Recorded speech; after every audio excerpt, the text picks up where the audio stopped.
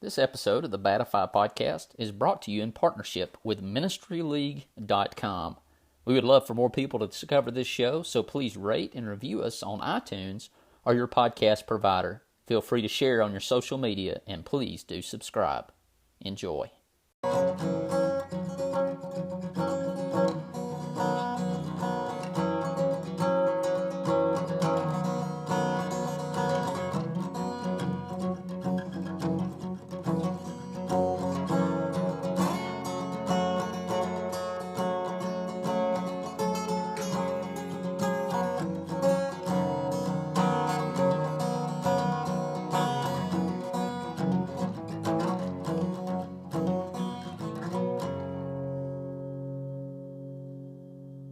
Welcome in, ladies and gentlemen, to the Batify podcast. We are coming to you not so live because it's recorded from Maywood Christian Camp. Yeah! And we are here with an expert panel as in expert of awesomeness. And we're going to ask them something that's going to be a great question that they have no idea is coming, so don't hold that against us. And we're going to ask the question, outside of the crucifixion, what is the most transformative story in your mind about Jesus Christ? Ooh. And so we're just going to kind of go around the table here. And we're going to ask sweet little awesome people that run around camp all the time. They're so cute. And like Chris Moran? There you go. Like Chris Moran. That's exactly who Chris Moran is, who we're talking about. And let our expert panel introduce themselves. That's a great idea. So why don't you tell us about yourself, Scott Ellis? Hey, I'm Scott Ellis, and I'm here with Ben and also Travis. Justin Bretherick. And Justin, what are you doing these days? I'm the youth minister at Glendale Church of Christ. There. Awesome. Anything else? You're getting ready to run the Batify Challenge, right? 5K? Yeah, I'm getting ready for a half marathon. Whoa. He's joining the squad. Whoa. Running for St. Probably Jude, not going right? to go so well. Well, It'll go better than mine does because y'all outrun me every single time we go running by like 3 minutes. Hey, you only have to train once. We proved that last year. Ran 7 miles straight into the half marathon. You did. I'd have died if I'd have done that. and sitting across from Justin is a guy who's also been on the Batify podcast before on our Titus Camp edition from last year. It's Chris Moran. Chris, catch us up on what's going on with you, brother. Well, the preacher at Marshall Church of Christ in Florence, Alabama. Who's your better half? Chris Moran? Jesus. That's good. That's a good answer. That's a good One up the answer. rest of us there, buddy. Miss Janice. Under the bus. Under the bus. We have 7 children. Wow. Somebody A finally dog. topped me and And 2 birds. So how long have you been in ministry, Chris? Yeah, close to 20 years. I guess official ministry. Obviously, we become Christians and we're ministers. So, Nice but- save. Nice save. I would think 03 was my beginning date.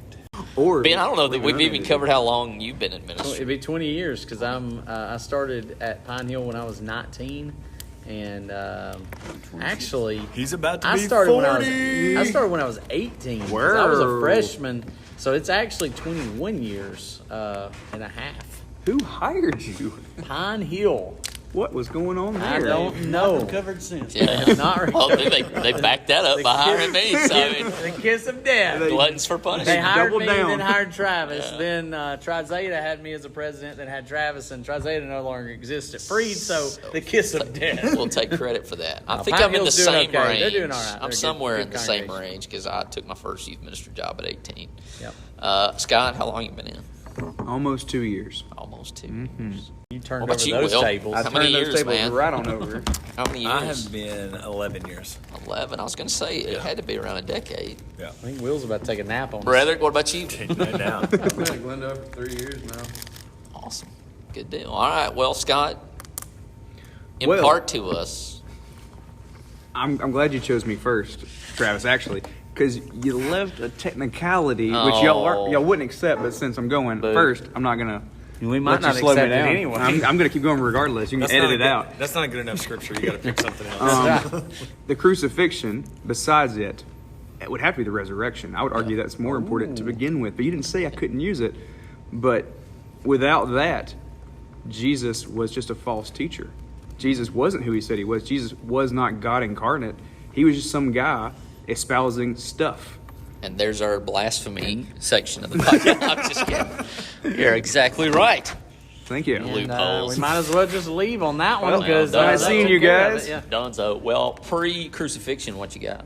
That's too late. I've already answered mine. He told us he was going to be crucified. Isn't it? That would be it. Prediction. That's the one. I think Jesus making the I am statement in John just has always been great for me because it ties me back to Exodus. It ties me to Yahweh there talking to Moses. And Jesus is saying very emphatically, this is who I am.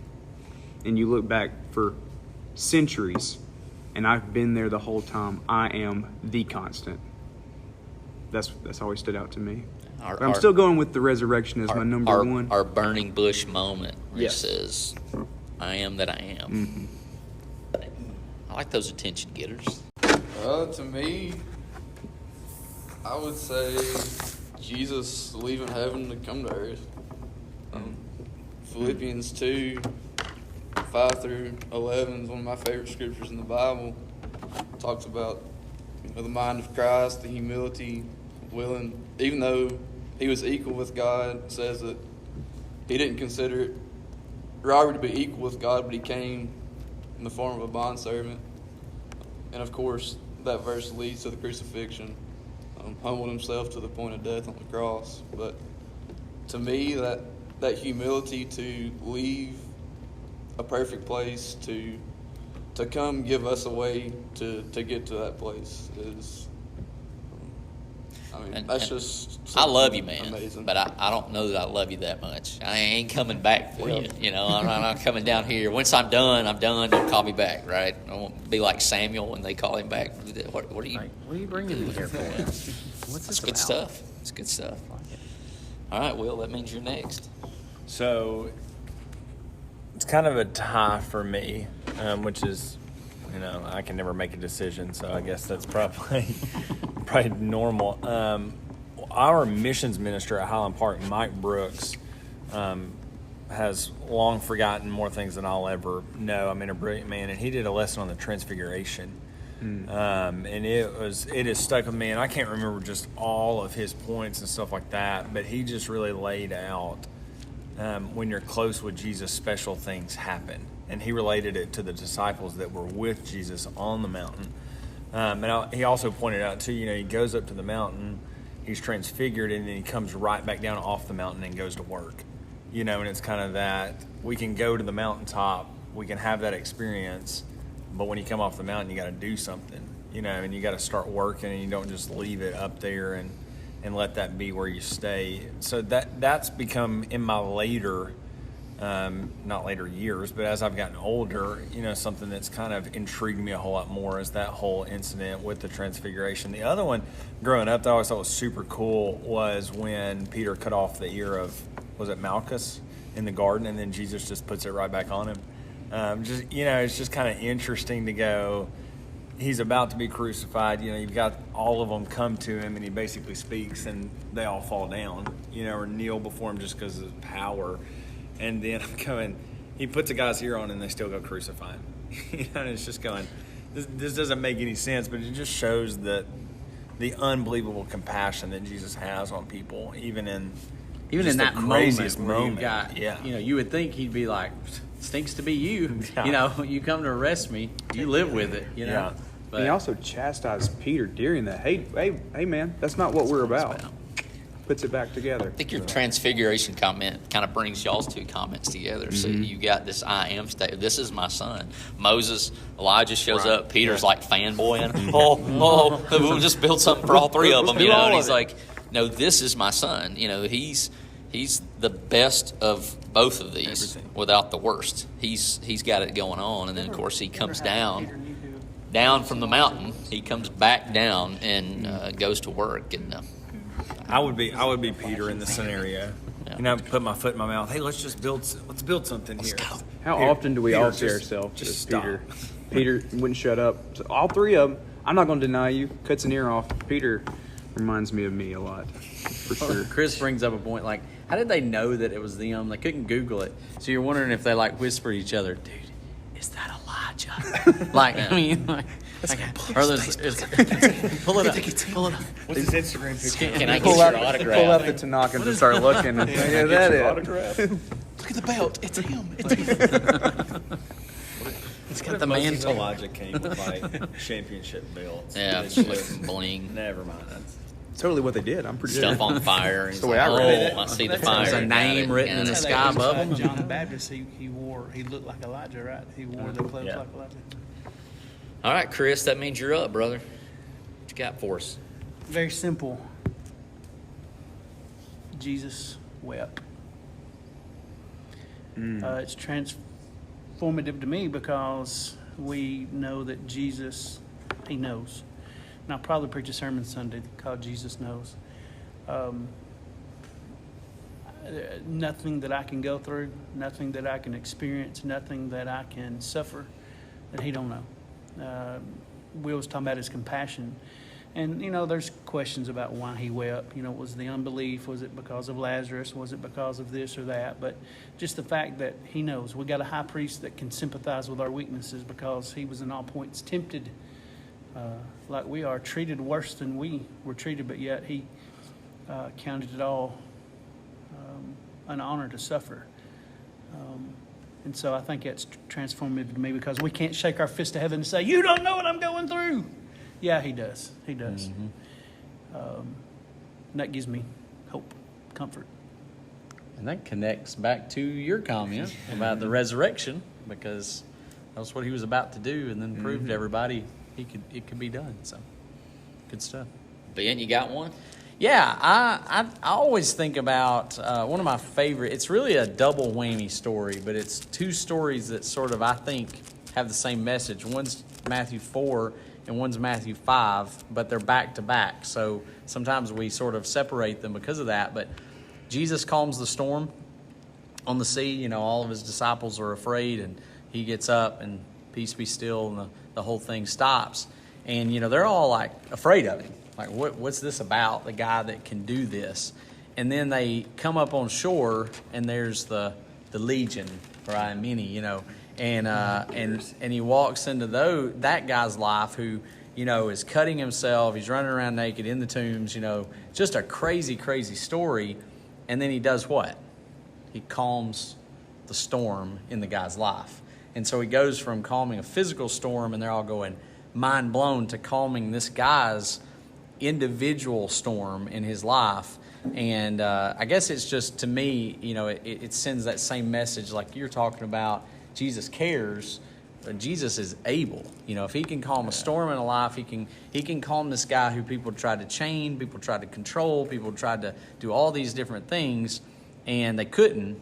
And then Jesus took him, and when they came back, they all ran away afraid, and when they all came back, they found the man sitting there clothed and in his right mind. And he wants to go with Jesus even, like, let me minister with you. Look at this example that you've got to go with you of how you can calm the storms in people's lives. And instead, he goes, why don't you go preach to Decapolis, which means 10 cities. Why don't you go to these little 10 cities around here and tell them what I've done for you. And to me, that's just, I guess thinking about my own life, thinking about the people around me when I go, man, this scenario, this situation seems too big. Nothing's too big for him. If he can calm a storm and he can deal with that scenario, then he can deal with any scenario that we come across. So I think that just, as far as ministry is concerned, should be an encouragement to us. Yeah, and you think people could try to explain away the physical storm. Oh, it was just coincidence. Right. But when they saw the guy that chains could not hold him sitting in his right mind clothed, you can't deny that power. It's not didn't a they even coincidence. try and rush Jesus away? Yeah, Yeah, go they away tried to from get us. out We're of done here. with you. Get Yeah. out We're of here. terrified of you. They fled from The guy him to the wants city. and the and guy then- wants to go with him. Yeah, Let yeah. me go. You got to stay here. You're going to be the example. You're going to preach the gospel, or, And there's probably a story in that too, because when they heal the guy who's born blind, everybody's wanting to know, what's the answer? What's the answer? What did he do? We need to get this guy out of here. He's a threat to us. Yada yada yada. And the blind guy's going, no, dude, he made my life better. Did y'all miss it? And it's like, if it's not you that's affected, then it's almost like some people get offended or frustrated by what Jesus does, but the people who he has influenced go, no, you don't understand the guy that I serve. So pretty cool story. And in connection with that, there's another story, but I won't go into the detail, but when Jesus first stands up in the synagogue, Yeah. that's probably the other one, when he says, let me read you this scroll, Yeah.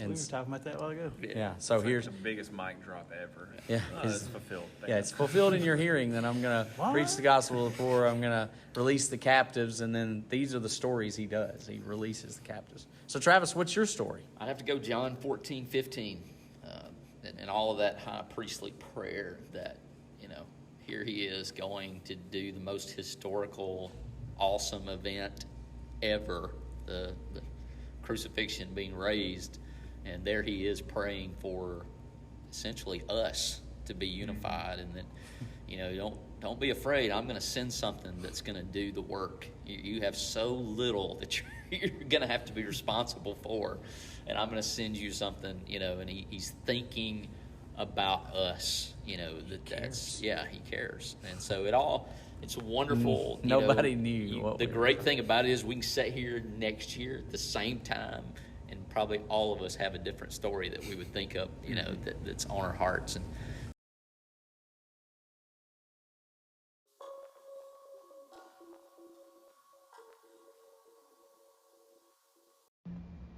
Hey guys, this is Ben. I wanted to tell you about something that's really exciting right now that's going on. We're doing a Batify 30-day challenge. Many of you have jumped on board with that, but for those that are a part of it, we want to remind you to go to benandtravis.bigcartel.com. That's benandtravis.bigcartel.com, and you can order a t-shirt for that, or you can sign up for the virtual 5K that we're having on July the 4th.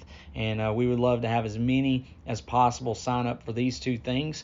And you can also give some donation if you would like. And all the proceeds, the t-shirts, the virtual 5K, and the donations will be going towards St. Jude. We're encouraging people, if they can, to sign up to raise money for the St. Jude Marathon weekend, which is coming up in December.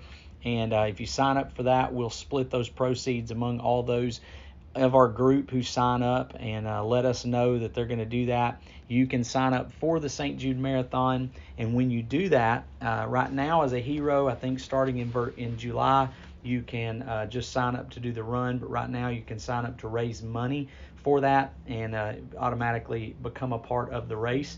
If you do that, then we're going to split the proceeds among all those who sign up, and all of that money anyway goes towards St. Jude. There's no medical bills for those who are at St. Jude, those patients that are there. They pay for the travel expenses. They give food vouchers to them while they're there. They provide housing, and they partner with local businesses to get discounts to restaurants and area attractions. It is an amazing place. Our family has been touched by it, and we're thankful for all that they do and have done for us. And so we just want to give back. And so if you would like to give to that, then you can go and visit benandtravis.bigcartel.com and either get you a t-shirt, sign up for the virtual 5K, or just give a donation, and we'll be happy to get that to St. Jude. We appreciate you guys. We love you guys. Have a great day. just want to take a moment as we get ready to ask the final question to our guests to encourage you, if you are in the market or looking to create your own podcast, to look at Anchor. That's what we use. As you listen, you may be thinking, if these two guys can do it, then anybody can, and that's absolutely true with Anchor. The best part is it's free. There's plenty of creation tools that allow you to record, edit your podcast right from your phone or computer. You can also contact and have your guests on from different locations or right there in the room with you. Anchor will distribute your podcast for you. It can be on Spotify, Apple Podcast, and many more. You can make money from your podcast with no minimum listenership. It's everything you need to make a podcast in one place. Download the free Anchor app or go to anchor.fm to get started.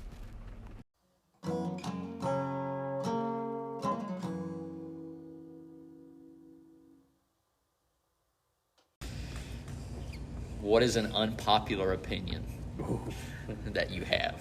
And this can be cultural, it can be pop culture, it can be movies, music, This is dangerous in whatever. 2020. It is very dangerous in 2020.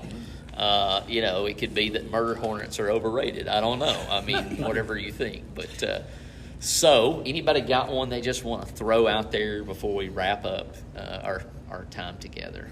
Unpopular. Can I say this before we start? You do not own a hot water heater in your home. You do not own. It's a water heater. If you had a hot water heater, if you had hot water, you wouldn't need a heater. It's a water heater, not a hot water heater. There's his popular opinion. That's going to be me. That's mine. I'll be That's done. yours. That's All mine. right, Yeah. Chris, Not a hot Chris, water not heater. hot water Not a heater. hot Changed my water mind. heater. love it. Well, Ellis. this will get me shot from both directions. So Oh, hopefully I can dodge the shots and they can just Good shoot thing each we can other. edit. Podcast Travis. canceled. Boom. Last episode. Yeah, this will be fun. This is the farewell tour, guys. You just got here. Yeah, we're gonna make it quick. We as Christians are of one tribe as followers of Jesus, and if we put anything ahead of our tribe, then we're wrong. Whether a flag or a statue should be raised or not, whether it be riots in the streets or not, if we put anything ahead of each other, then we have a problem. We're told that we are to love one another, and by how we love each other, people will see us differently and see that we're followers of Jesus. And if we're picking at each other constantly in 2020 or in other years, probably just won't make it past 2020, let's be honest. So are you saying they will know that we are his disciples if we have love for one another? Yes. Is that what you're saying? That's what I'm saying. I read it somewhere That once. is powerful. I read it somewhere once, but if we care more about the country we live in, Stepping on the- toes. the people we vote for, more than our brothers and sisters, no matter which side you're on, you're wrong. Period.